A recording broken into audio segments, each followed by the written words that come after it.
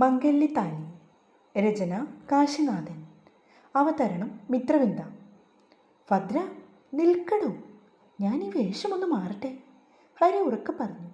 എന്നിട്ട് അവനും ഡ്രസ്സൊക്കെ ഒന്ന് ചേഞ്ച് ചെയ്തു.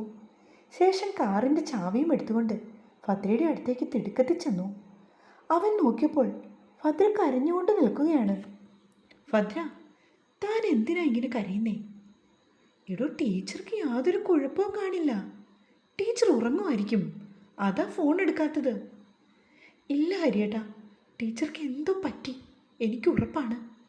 എത്രയോ രാത്രികളിൽ ആരെങ്കിലുമൊക്കെ കുഞ്ഞുങ്ങളെ കൊണ്ടുപോയി കിടത്തിയിട്ട് ഓടിപ്പോകാറുണ്ട്. ഒരു ചെറിയ കരച്ചിൽ കേൾക്കുമ്പോൾ ടീച്ചർ ചാടി എഴുന്നേൽക്കും. ദേവിയമ്മയൊക്കെ എന്നും അത്ഭുതത്തോടെയാണ് ഇത് നോക്കിക്കാണുന്നത്. ഇതെങ്ങനെ സാധിക്കുന്നുവെന്ന് അവർ ചോദിക്കും. അപ്പോൾ പറയും, എൻ്റെ ജീവനും ശ്വാസവും ഒക്കെ ഇവിടെ അല്ലേന്ന്. എന്നിട്ട് പറയും, ഒരു ദിവസം ഉറക്കത്തിലാവും ഞാനങ്ങോട്ട് പോകുന്നതെന്ന്. ഭദ്ര വാവിട്ട് കരയുന്നത് കണ്ടപ്പോൾ അവനും സങ്കടം കൂടി. എടോ പോട്ടെ, സമാധാനിക്ക്. ഒരു 10 മിനിറ്റ് കൂടി, നമ്മൾ എത്താറായിന്നേ. ഹരി അത് പറയുമ്പോഴും ഭദ്ര ടീച്ചറിനെ വിളിക്കുവാൻ ശ്രമിച്ചുകൊണ്ടേയിരുന്നു. സെക്യൂരിറ്റി ചേട്ടൻ്റെ നമ്പർ അറിയാമോ ഭദ്രയ്ക്ക്? പെട്ടെന്ന് ഹരി ചോദിച്ചു. ഇല്ല, എനിക്കറിയില്ല ഹരിയേട്ടാ. ടീച്ചർമാരുടെ നമ്പരും പിന്നെ ഓഫീസിലെ നമ്പരും മാത്രമേ എനിക്കറിയൂ. ഇറ്റ്സ് ഓക്കെ, നമ്മൾ എത്താറായല്ലോ, നോ പ്രോബ്ലം. പ്രധാന കവാടത്തിനെ പിന്നിട്ടുകൊണ്ട് ഹരിയുടെ വണ്ടി അകത്തേക്ക് പാഞ്ഞു വന്നപ്പോൾ അവരുടെ കണ്ണിൽ ആദ്യം മുടക്കിയത് ഒരു ആംബുലൻസ് ആയിരുന്നു. ഹരിയേട്ടാ! ഭദ്ര അലറിയതും ഹരിക്ക് ചെറിയ പേടി തോന്നിപ്പോയി. വണ്ടി നിന്നതും ഭദ്ര ചാടി ഇറങ്ങി. എന്നിട്ട് ആംബുലൻസിൻ്റെ അടുത്തേക്ക് പാഞ്ഞു. മീര ടീച്ചറെ താങ്ങിയെടുത്തുകൊണ്ട് ആരൊക്കെയോ പുറത്തേക്ക് വരുന്നു. അയ്യോ, എന്തു പറ്റി? ടീച്ചർക്ക് എന്തു പറ്റി? ഭദ്രയുടെ നിലവിളി കേട്ടതും അവരൊക്കെ തിരിഞ്ഞു നോക്കി. ദേവിയമ്മ അവളെ കണ്ടതും ഉറക്കെ കരഞ്ഞു. ദേവിയമ്മേ, ടീച്ചർക്ക് എന്തു പറ്റി? അറിയില്ല മോളെ, ബോധമറ്റ് കിടക്കുകയാ. എന്നാണെന്നറിയില്ല. അവരെല്ലാവരും കൂടി ആംബുലൻസിൽ കയറ്റി നേരെ ഹോസ്പിറ്റലിലേക്ക് കൊണ്ടുപോകാനാ. ഭദ്രയും ഹരിയും പിന്നാലെ പോയി. ഞാൻ പറഞ്ഞില്ലേ ഏട്ടനോട്, പറഞ്ഞില്ലേ എൻ്റെ മീര ടീച്ചർക്ക് ആപത്തെന്തോ സംഭവിച്ചെന്ന്? സത്യമായില്ലേ ഹരിയേട്ടാ? അത് സത്യമായില്ലേ? എടോ, എന്തായാലും ഹോസ്പിറ്റലിലല്ലേ വന്നത്, ഇനി പേടിക്കണ്ട. ടീച്ചർക്ക് BP ലോ ആയതാവും. സിറ്റി ഹോസ്പിറ്റലിലായിരുന്നു മീരയെ എത്തിച്ചത്. നേരെ എമർജൻസി വിഭാഗത്തിലേക്കാണ് കയറ്റിയത്. ഹരിയുടെ ഊഹം തെറ്റിയില്ല. പ്രഷർ ഡൗൺ ആയതിനെ തുടർന്ന് സംഭവിച്ചതാണ്. മീരയ്ക്ക് അടിയന്തര ശുശ്രൂഷകൾ നൽകിയപ്പോൾ അവർ സാവധാനം കണ്ണു തുറന്നു. ആദ്യം അവരുടെ ദൃഷ്ടി പതിഞ്ഞത് കരഞ്ഞുകൊണ്ട് നിൽക്കുന്ന ഭദ്രയിലായിരുന്നു. മോളെ, നീയ? അവർ ചുണ്ടനക്കി. ടീച്ചർക്കെന്തോ വയ്യാതെ വരുന്നതായി ഭദ്ര സ്വപ്നം കണ്ടു. അങ്ങനെ ഞങ്ങൾ ഓർഫനേജിലേക്ക് പോകുന്നതാണേ. ഭദ്രയാണെങ്കിൽ ടീച്ചറിൻ്റെ അടുത്തേക്കിരുന്നു. എന്നിട്ട് അവരുടെ വലങ്കൈ എടുത്ത് കൂട്ടിപ്പിടിച്ചു. ഒപ്പം അവൾ കരഞ്ഞു പോയിരുന്നു. ഒന്നും പറ്റിയില്ലല്ലോടാ, എൻ്റെ പൊന്നുമോള് പേടിക്കണ്ട കേട്ടോ, ടീച്ചർ സാവധാനം പറഞ്ഞു. ഇന്നൊരു ദിവസത്തേക്ക് അഡ്മിറ്റ് ആക്കാമെന്ന് ഡോക്ടർ നിർദ്ദേശിച്ചതും ഹരി അത് സമ്മതിച്ചു. എന്നിട്ട് അവർ രണ്ടാളും കൂടി അന്ന് ടീച്ചറിൻ്റെ കൂടെ നിന്നു. ഓർഫനേജിലെ ആളുകളെയൊക്കെ ഹരി പറഞ്ഞു വിട്ടിരുന്നു. ദേവിയമ്മയെ വിളിച്ച് ഭദ്ര കാര്യങ്ങൾ അവതരിപ്പിച്ചു. എല്ലാം കേട്ടുകഴിഞ്ഞ് അവർക്കും ആശ്വാസമായി. വേറെ കുഴപ്പമൊന്നുമില്ലല്ലോ അല്ലേ മോളെ? എന്നിട്ടും അവർ ചോദിച്ചു. ഇല്ലെന്നേ, ഒരു കുഴപ്പവുമില്ല. ടീച്ചറമ്മ അകത്തുണ്ട്, മയക്കത്തിലാ. ഇഞ്ചക്ഷൻ എടുത്തിരുന്നു, അതിൻ്റെയാ. അവരോട് സംസാരിച്ച് ഫോൺ കട്ട് ചെയ്തിട്ട് ഭദ്ര പിന്നെയും കാഷ്വാലിറ്റിയിലേക്ക് കയറി ചെന്നു. നേരം അപ്പോൾ വെളുപ്പിന് 5 മണി. കുറച്ച് കഴിഞ്ഞ് ടീച്ചറിനെ റൂമിലേക്ക് ഷിഫ്റ്റ് ചെയ്തു. ഭദ്ര അവരെ ചേർത്ത് പിടിച്ചുകൊണ്ട് ബെഡിലേക്ക് കിടത്തിയപ്പോൾ മീരയുടെ നെഞ്ചു പൊട്ടി. തൻ്റെ രക്തം, തൻ്റെ പൊന്നോമന. തനിക്കൊരു വയ്യാഴിക വന്നപ്പോൾ തൻ്റെ പൊന്നുമകൾ ഓടി വന്നല്ലോ. ഇതാണ് രക്തബന്ധം. അതിൻ്റെ മൂല്യമാണ് താനിപ്പോൾ കണ്ടത്. അവർ ഓർത്തു. പേടിപ്പിച്ച് കളഞ്ഞല്ലോ അമ്മേ, ഞാൻ എത്രമാത്രം വിഷമിച്ചു എന്നോ? ഭദ്ര അവരുടെ നെറുകയിൽ മുത്തം കൊടുത്തുകൊണ്ട് പറഞ്ഞപ്പോൾ ഒരു വരണ്ട ചിരി ചിരിക്കുകയാണ് മീര. ഡോക്ടർ ചോദിച്ചു, എന്താണിത്ര വിഷമം വന്നതെന്ന്. കാര്യമായിട്ട് എന്തോ മനസ്സിൽ തട്ടിയതുകൊണ്ടാണ് ടീച്ചറമ്മയ്ക്ക് BP ലോ ആയത് പോലും. ഭദ്ര ചോദിച്ചപ്പോൾ അവർ ഒന്നും പറയാതെ അങ്ങനെ കിടന്നു, വല്ലാത്തൊരാലോചനയോടെ. അമ്മേ, എന്തെങ്കിലും സങ്കടമുണ്ടോ അമ്മയ്ക്ക്? അവൾ വീണ്ടും ചോദിച്ചു. ഏയ് ഇല്ലടാ, പിന്നെ എന്തു പറ്റി? എൻ്റെ ടീച്ചറമ്മയ്ക്ക് ഒരിക്കലും ഇങ്ങനൊരു ക്ഷീണം പോലും വന്നിട്ടേ ഇല്ലല്ലോ. അതൊക്കെ പ്രായത്തിൻ്റെ ആണ് ഭദ്ര. നീ എന്തിനാ ഇങ്ങനെ ഓരോന്ന് ചോദിച്ച് ടീച്ചറിനെ വിഷമിപ്പിക്കുന്നത്? ഹരി വഴക്ക് പറഞ്ഞതും ഭദ്ര നിശബ്ദയായി. എന്നാൽ മീര ചില തീരുമാനങ്ങളൊക്കെ എടുത്തു കഴിച്ചിരുന്നു. അപ്പോഴേക്കും തൻ്റെ മകൾ അവളെല്ലാം അറിയേണ്ട സമയമായി. അല്ലേലും ഇനി അതൊന്നും മറച്ചു വച്ചിട്ട് കാര്യമില്ല.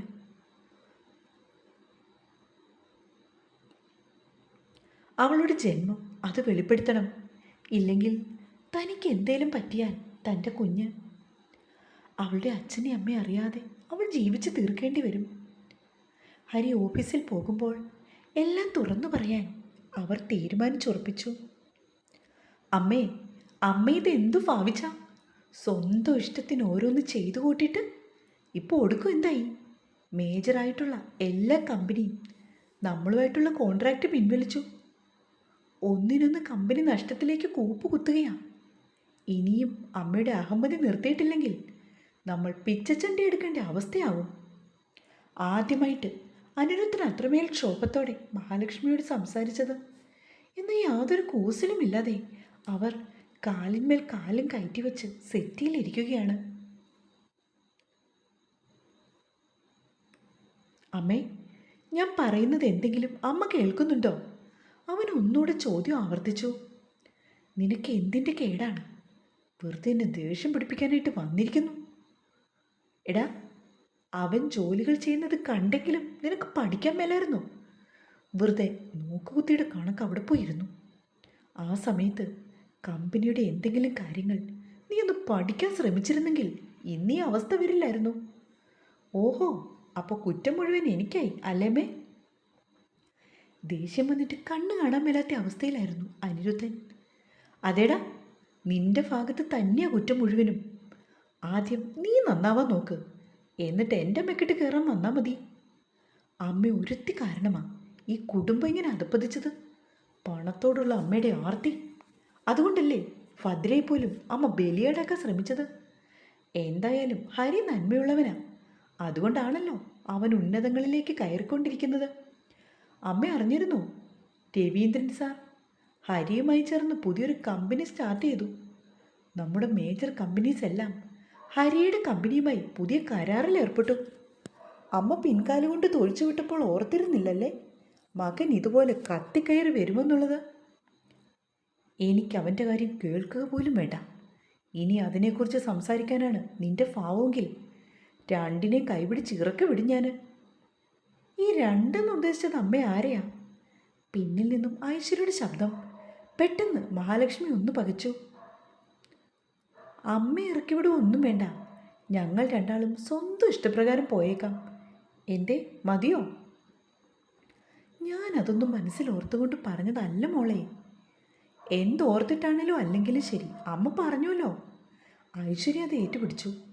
പിന്നീട് അമ്മായിയമ്മയും മരുമകളും തമ്മിൽ ഉഗ്രൻ വാക്കേറ്റമായിരുന്നു. അനിരുദ്ധം പറഞ്ഞിട്ടൊന്നും രണ്ടാളും കേൾക്കാൻ പോലും കൂട്ടാക്കിയില്ല. ഞാൻ പിടിച്ച മുയലിന് കൊമ്പ് രണ്ട് എന്ന സ്ഥിതിയിലായിരുന്നു മഹാലക്ഷ്മി. ഒടുവിൽ ഐശ്വര്യയുടെ ഫോണിലേക്ക് അവളുടെ ഡാഡി വിളിച്ചപ്പോഴാണ് രംഗം ഒന്ന് ശാന്തമായത്. എന്നാൽ അത് അതിനേക്കാൾ വലിയൊരു പ്രളയത്തിന് മുമ്പുള്ള കുറച്ചു നേരത്തെ ശാന്തത മാത്രമായിരുന്നു. മകളോട് ഇങ്ങനെയൊക്കെ മഹാലക്ഷ്മി പറഞ്ഞുവെന്നറിഞ്ഞപ്പോൾ ഐശ്വര്യയുടെ ഡാഡി അത് ഏറ്റുപിടിച്ചു. അരമണിക്കൂറിനുള്ളിൽ അയാൾ മംഗലത്ത് വീട്ടിൽ പാഞ്ഞെത്തി. പിന്നീട് അവിടെ നടന്നത് ഉഗ്രൻ സ്ഫോടനമായിരുന്നു. ഐശ്വര്യയെ അനിരുദ്ധനെയും വിളിച്ചുകൊണ്ട് അവളുടെ ഡാഡി ഇറങ്ങിപ്പോയപ്പോൾ ആദ്യമായി മഹാലക്ഷ്മിയുടെ കണ്ണു നിറഞ്ഞു. പോകരുതെന്ന് മകനോട് 1000 ആവർത്തി അവർ പറഞ്ഞുവെങ്കിലും അനിരുദ്ധൻ അതൊന്നും ചെവി കൊടുക്കാതെ ഇറങ്ങി. അങ്ങനെ ഹരി അവൻ്റെ ഭാര്യയെ വിളിച്ചുകൊണ്ട് പോയതുപോലെ അനിരുദ്ധനും മംഗലത്ത് വീട്ടിൽ നിന്നും പടിയിറങ്ങി. ഓരോ മിനിറ്റുകൾ പിന്നിടും തോറും മഹാലക്ഷ്മിയുടെ കമ്പനിയുടെ മാർക്കറ്റ് വാല്യൂ ഇടിഞ്ഞുകൊണ്ടേയിരുന്നു. മരുമകളെ തലപ്പത്ത് സ്ഥാനത്തേക്ക് കൈപിടിച്ച് കയറ്റിയപ്പോൾ അവർ ഓർത്തിരുന്നില്ല 2 ആഴ്ച കൊണ്ട് കമ്പനി കെട്ടിപ്പൂട്ടേണ്ട അവസ്ഥ വരുമെന്നുള്ളത്.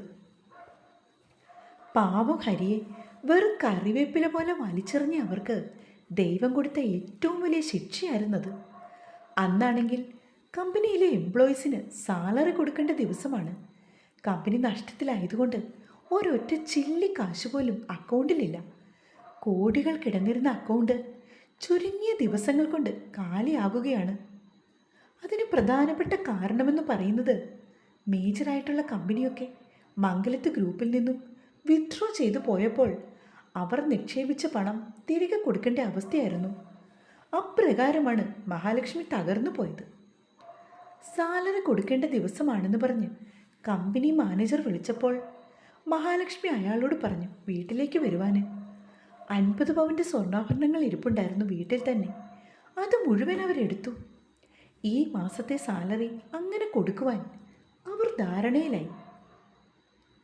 ചെറിയൊരു സമാധാനം മനസ്സിൽ തോന്നിയെങ്കിലും അനിരുദ്ധനും കൂടി തന്നെ വിട്ടുപോയതിൽ അവരുടെ ഹൃദയം തേങ്ങി. ലക്ഷ്മിയമ്മേ, ഓഫീസിൽ നിന്ന് ആരോ എത്തിയിട്ടുണ്ട് കേട്ടോ. ഫാമ വന്ന് പറഞ്ഞപ്പോൾ മഹാലക്ഷ്മി തൻ്റെ മുറിയിൽ നിന്നും പുറത്തേക്ക് ഇറങ്ങിച്ചെന്നു. അവരുടെ കൈവശം 50 പവൻ്റെ ആഭരണങ്ങളും ഉണ്ടായിരുന്നു. കമ്പനിയിലെ മാനേജറായ കുരുവിളയുടെ കയ്യിലേക്ക് അത് കൊടുത്ത ശേഷം പണയം വെച്ചോളൂ അല്ലെങ്കിൽ വിറ്റോളൂ, എങ്ങനെയെങ്കിലും സാലറി എല്ലാവർക്കും കൊടുക്കുക എന്നു പറഞ്ഞ് അവർ അയാളെ അയച്ചു. എനിക്ക് നല്ല സുഖമില്ലെന്നും അതുകൊണ്ട് ഞാൻ ഓഫീസിലേക്ക് വരുന്നില്ലെന്നും അവർ പറഞ്ഞതും കുരുവിള തലയാട്ടിക്കൊണ്ട് ഇറങ്ങിപ്പോയി. മഹാലക്ഷ്മി വീണ്ടും തൻ്റെ റൂമിലേക്ക് വന്നു. ഫാമ, എന്നെ ഇനി ആരും വിളിക്കരുത് കേട്ടോ. അഥവാ ആരെങ്കിലും കാണാൻ വന്നിട്ടുണ്ടെങ്കിൽ ഞാനിവിടെ ഇല്ലെന്ന് പറഞ്ഞാൽ മതി. ഫാമ ചുമൽ ചലിപ്പിച്ചു. ഹരി ഓഫീസിലേക്ക് പോയതും മീര ടീച്ചറും ഫദ്രയും തനിച്ചായി. 2 ആൾക്കുമുള്ള ബ്രേക്ക്ഫാസ്റ്റൊക്കെ വാങ്ങിക്കൊടുത്ത ശേഷമാണ് ഹരി പോയത്. ടീച്ചറിനെ വളരെ നിർബന്ധിച്ചായിരുന്നു ഫദ്ര അതൊക്കെ കഴിപ്പിച്ചത്. മോളെ, മീര ടീച്ചർ വിളിച്ചതും അവൾ അവരുടെ അരികിലേക്ക് വന്നിരുന്നു. പെട്ടെന്ന് അവർ ഫദ്രയെ കെട്ടിപ്പിടിച്ചു. എന്നിട്ട് ഉറക്കം നിലവിളിച്ചു. ടീച്ചർ, എന്തു പറ്റി എൻ്റെ ടീച്ചർക്ക്? എന്തിനാ ഇങ്ങനെ കരയുന്നേ? അവരുടെ കരച്ചിൽ കണ്ടതും ഫദ്രയും വാവിട്ട് കരഞ്ഞുപോയി. പെട്ടെന്ന് മീര ഫദ്രയുടെ 2 കാലുകളിലും പിടിച്ചു. മോളെ, എനിക്ക് മാപ്പ് തരണം. എൻ്റെ പൊന്നു മോളെ, എനിക്ക് മാപ്പ് തരണം. അവർ വിതുമ്പിക്കൊണ്ട് പറഞ്ഞപ്പോൾ ഫദ്ര ഒന്നും മനസ്സിലാവാതെ തരിച്ചു നിന്നു. ഈ സമയത്ത് മീര ടീച്ചർക്ക് സുഖമില്ലാതെ ഹോസ്പിറ്റലിലാണ്. അതുകൊണ്ടാണ് താനിന്ന് ഓഫീസിലേക്ക് വരാൻ വൈകിയത് എന്നുള്ള വിവരം ഹരി രവീന്ദ്രൻ സാറിനെ വിളിച്ചറിയിച്ചിരുന്നു. പെട്ടെന്ന് അയാൾക്ക് മീരയെ കാണണമെന്നുള്ള ആഗ്രഹം പറഞ്ഞു. സാറിന് മീര ടീച്ചറെ പരിചയമുണ്ടോ എന്ന് ചോദിച്ചപ്പോൾ ഉണ്ട്, തനിക്കവരെ അറിയാം, ബാക്കിയൊക്കെ മീരയെ കണ്ട ശേഷം പറയാമെന്ന് പറഞ്ഞ് ഹരിയോടൊപ്പം ഹോസ്പിറ്റലിലേക്ക് വന്നതാണ് രവീന്ദ്രൻ. വാതിൽ തുറന്ന് അകത്തേക്ക് കയറിയ ഹരിയും രവീന്ദ്രനെ കാണുന്നത് ഫദ്രയുടെ കാലിൽ കെട്ടിപ്പിടിച്ച് കരയുന്ന മീരയായിരുന്നു. തുടരും.